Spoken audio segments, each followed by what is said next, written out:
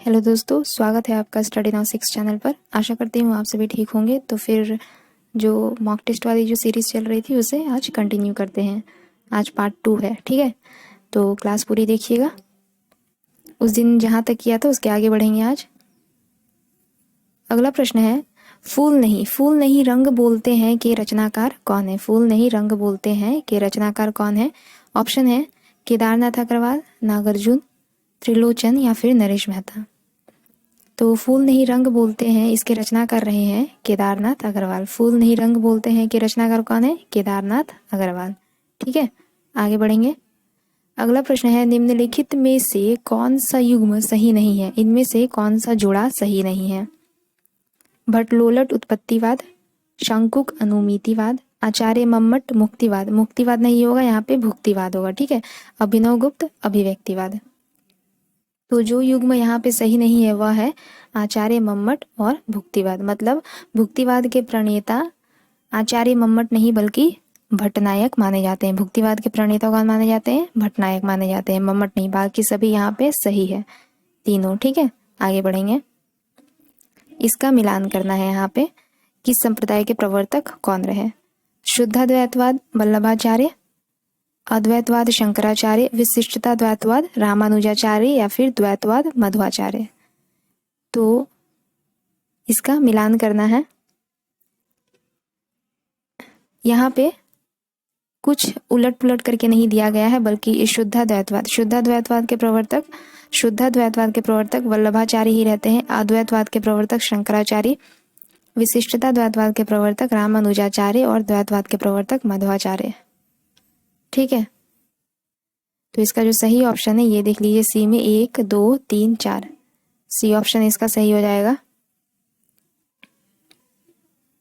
अगला देखेंगे, प्रेमाख्यान काव्य परंपरा का मुख्य दर्शन क्या है। प्रेमाख्यान काव्य परंपरा का मुख्य दर्शन क्या है। तसव्वुक, हनफी, अहले हदीस, अहमदिया। तो प्रेमाख्यान काव्य परंपरा सूफी कवियों का मुख्य दर्शन होता है तसव्वुक। प्रेमाख्यान काव्य परंपरा यानी कि सूफी कवियों का मुख्य दर्शन क्या है, तसव्वुक। अगला देखेंगे, निम्नलिखित में से कौन सा कथन असत्य है। रीतिबद्ध धारा के कवियों ने लक्षण ग्रंथों की रचना की। इनमें से असत्य पूछा गया है। रीतिबद्ध धारा के कवियों ने लक्षण ग्रंथों की रचना की। रीतिबद्ध धारा के कवियों को आचार्य कवि कहा जाता है, या बिहारी रीति सिद्ध धारा के प्रतिनिधि कवि है, या फिर केशव रीतिमुक्त धारा के कवि है। इनमें से कौन सा असत्य है। तो जो असत्य है वह है केशव रीतिमुक्त धारा के कवि है। यह असत्य है, बल्कि केशव रीतिबद्ध धारा के कवि थे। केशव रीतिमुक्त धारा के कवि नहीं थे, केशवदास रीतिबद्ध धारा के कवि थे। ठीक है, अगला देखते हैं। हिंदी का प्रथम पत्र उदंत मार्तंड प्रकाशित होता था किस रूप में। हिंदी का जो प्रथम पत्र उदंत मार्तंड था, यह किस रूप में प्रकाशित होता था। दैनिक, साप्ताहिक, मासिक या फिर त्रैमासिक। तो हिंदी का प्रथम पत्र उदंत मार्तंड एक साप्ताहिक पत्रिका के रूप में प्रकाशित होता था। हिंदी का प्रथम पत्र उदंत मार्तंड एक साप्ताहिक पत्रिका के रूप में प्रकाशित होता था। याद रखिएगा, यह हिंदी का प्रथम पत्र था, उदंत मार्तंड। अगला देखेंगे, हिंदी का प्रथम समाचार पत्र उदंत मार्तंड एक साप्ताहिक पत्रिका रहा। निराला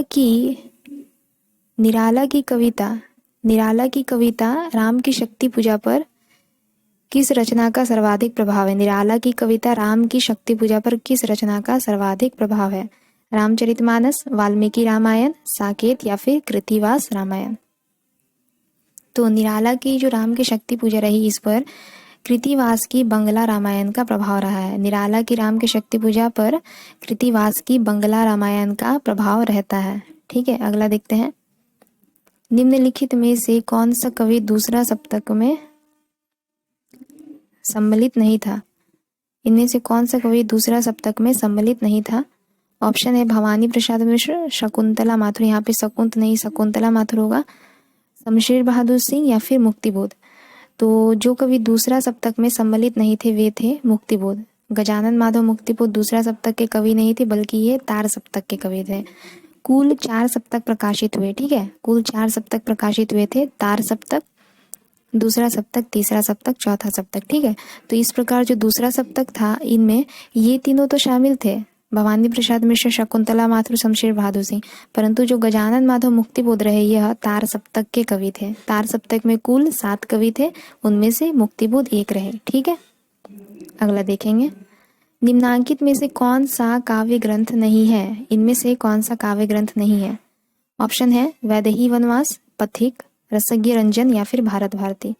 तो इसका सही उत्तर हो जाएगा रसज्ञ रंजन। रसज्ञ रंजन एक काव्य ग्रंथ नहीं है बल्कि एक आलोचना है। रसज्ञ रंजन कोई काव्य ग्रंथ नहीं है, क्या है? एक आलोचना है। किनके द्वारा लिखित? महावीर प्रसाद द्विवेदी द्वारा लिखित है। ठीक है, अगला देखेंगे, निम्नांकित में से किस पत्रिका के संपादक भारतेंदु हरिश्चंद्र थे? इनमें से किस पत्रिका के संपादक भारतेंदु हरिश्चंद्र थे? ऑप्शन है सरस्वती, कवि वचन सुधा, नागरी प्रचारणी सभा या फिर सुकवि। तो भारतेंदु हरिश्चंद्र जिस पत्रिका के संपादक रहे वह कवि वचन सुधा, कवि वचन सुधा नामक पत्रिका के संपादक कौन थे? भारतेंदु हरिश्चंद्र थे, और यह बनारस से प्रकाशित हुई थी। मतलब कवि वचन सुधा बनारस से प्रकाशित होती थी। ठीक है, संपादक कौन थे? भारतेंदु हरिश्चंद्र। सरस्वती पत्रिका के संपादक कौन रहे?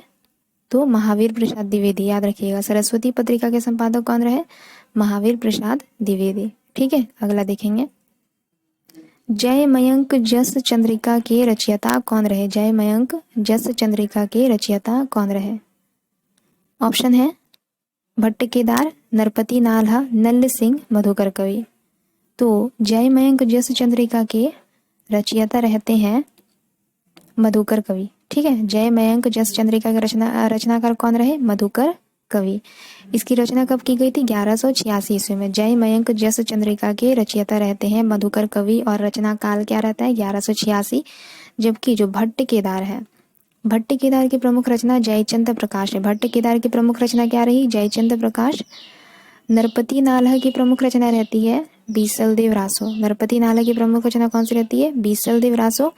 और जो नल्ल सिंह है, नल्ल सिंह की प्रमुख रचना रहती है विजयपाल रासो। नल्ल सिंह की प्रमुख रचना कौन सी रहती है? विजयपाल रासो। ठीक है, अगला देखेंगे, संतन को कहा सीकरी सौकाम यह अभिकथन किसका है? संतन को कहा सीकरी सौकाम यह कथन किसका है? ऑप्शन है संत कबीरदास, संत रैदास, कुंभन दास या फिर मलुक दास। तो इसका सही उत्तर हो जाएगा संतन को कहा सीकरी सौकाम यह कथन है अष्टछाप के कवि वल्लभाचार्य के शिष्य कुंभन दास का। ठीक है, संतन को कहा सीकरी सौकाम यह कथन कुंभन दास का है, जो कि अष्टछाप के कवि वल्लभाचार्य के शिष्य रहते हैं। ठीक है, अगला देखेंगे, अष्टछाप में कुल 8 कवि रहते हैं। अष्टछाप में कुल 8 कवि रहते हैं, जिसमें से 4 कवि वल्लभाचार्य के रहते हैं और 4 कवि विट्ठलनाथ के रहते हैं। और अष्टछाप की स्थापना विट्ठलनाथ के द्वारा की गई है। ठीक है, अष्टछाप की स्थापना विट्ठलनाथ के द्वारा की गई है और इसमें कुल 8 कवि रहते हैं, 4 शिष्य वल्लभाचार्य और 4 विट्ठलनाथ के। याद रखिएगा। अगला देखेंगे, गोस्वामी तुलसीदास ने रामचरितमानस की रचना किस संवत में की है? गोस्वामी तुलसीदास ने रामचरितमानस की रचना किस संवत में की है? ऑप्शन है संवत, यहाँ पे संवत होगा संवत 1631, संवत 1637, संवत 1649 या फिर इनमें से कोई नहीं। तो तुलसीदास जी ने रामचरितमानस की रचना संवत 1631 में की है। इसकी रचना में कुल कितना समय लगा? तो 2 वर्ष 7 महीने 26 दिन। इसकी रामचरितमानस की रचना में कुल समय कितना लगा, यह पूछा जाता है काफ़ी बार तो इंटरव्यू में पूछ लिया जाता है, एग्जाम में पूछ लिया जाता है। 2 वर्ष 7 महीने 26 दिन। ठीक है, याद रखिएगा, इंपॉर्टेंट है। अगला प्रश्न है, आचार्य रामचंद्र शुक्ल ने रीतिकाल का प्रवर्तक किसे माना है? आचार्य रामचंद्र शुक्ल ने रीतिकाल का प्रवर्तक किसे माना है? ऑप्शन है आचार्य केशवदास, मतीराम, चिंतामणि या फिर बिहारी को। तो इसका सही उत्तर हो जाएगा आचार्य रामचंद्र शुक्ल ने चिंतामणि को रीतिकाल का प्रवर्तक माना है। आचार्य रामचंद्र शुक्ल ने चिंतामणि को रीतिकाल का प्रवर्तक माना है। ठीक है, अगला देखते हैं,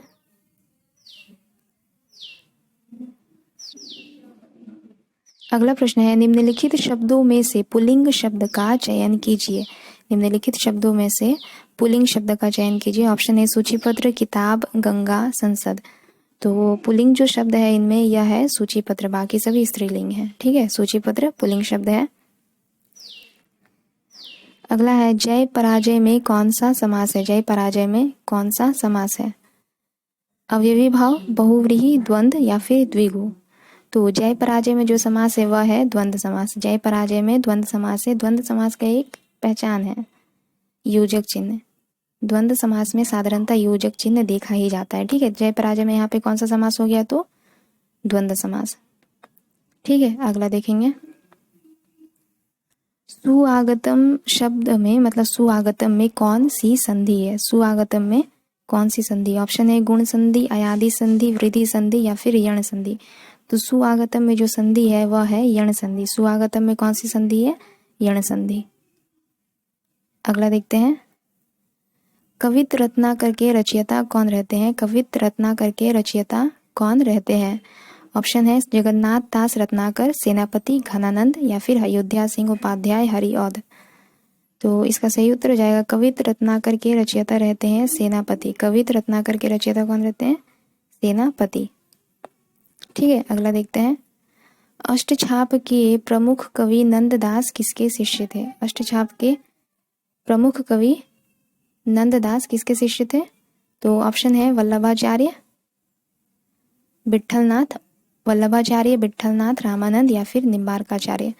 तो जो अष्टछाप के प्रमुख कवि नंददास रहते हैं यह विट्ठलनाथ के शिष्य थे और अष्टछाप की स्थापना विट्ठलनाथ के द्वारा ही की गई थी। ठीक है, अष्टछाप के प्रमुख कवि नंददास विट्ठलनाथ के शिष्य रहते हैं। आगे बढ़ते हैं। कबीर वाणी के डिक्टेटर थे, यह कथन किसका है? यह कथन किस आलोचक का है? कबीर वाणी के डिक्टेटर थे, यह कथन किस आलोचक का है? ऑप्शन है doctor Ram Kumar Verma, doctor Parshuram Chaturvedi, doctor Hazari Prasad Dwivedi या फिर आचार्य रामचंद्र शुक्ल। तो कबीर वाणी के डिक्टेटर थे, यह कथन डॉक्टर हजारी प्रसाद द्विवेदी का है। काफ़ी बार सुना होगा, ये बहुत ही कॉमन क्वेश्चन है मेरे ख्याल से।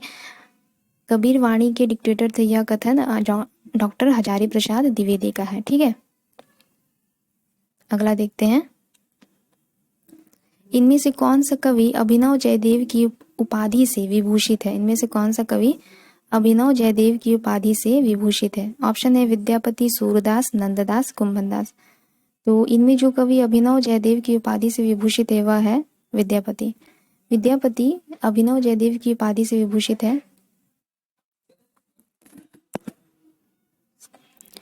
विद्यापति अभिनव जयदेव की उपाधि से विभूषित है और इन्हें यह उपाधि राजा शिव सिंह ने 14वीं सदी में प्रदान किया था। ठीक है, विद्यापति को अभिनव जयदेव की उपाधि से विभूषित किया था किसने? राजा शिव सिंह ने 14वीं शताब्दी में। आगे बढ़ेंगे। मुक्त छंद के प्रणेता कौन है? इनमें से मुक्त छंद के प्रणेता कौन है? ऑप्शन है निराला, नागार्जुन, जयशंकर प्रसाद या फिर महादेवी वर्मा। तो मुक्त छंद के जो प्रणेता रहते हैं वे रहते हैं सूर्यकांत त्रिपाठी, निराला। और निराला ने जूही की कली नामक जो अपनी काव्य था, जो काव्य रही उसे भी मुक्तक छंद में ही रचा है। ठीक है, जूही की कली नामक जो रचना रही वह मुक्तक छंद में ही रचा गया है निराला के द्वारा। निम्नलिखित में से कौन सा कथन असत्य है? इनमें से कौन सा कथन असत्य है? ऑप्शन है पंत को प्रकृति का सुकुमार कवि कहा जाता है, पल्लव पंत की रचना है, लोकायतन महाकाव्य की श्रेणी में आता है, पंत भारतेंदु युग के कवि है। इनमें ए बी सी सभी सही है, ए बी सी सभी सही है, परंतु जो पंत भारतेंदु युग के कवि है यह गलत है क्योंकि पंत तो छायावादी युग के कवि है। ठीक है, पंत छायावादी युग के कवि है और प्रकृति के सुकुमार कवि यह माने जाते हैं। अगला देखेंगे।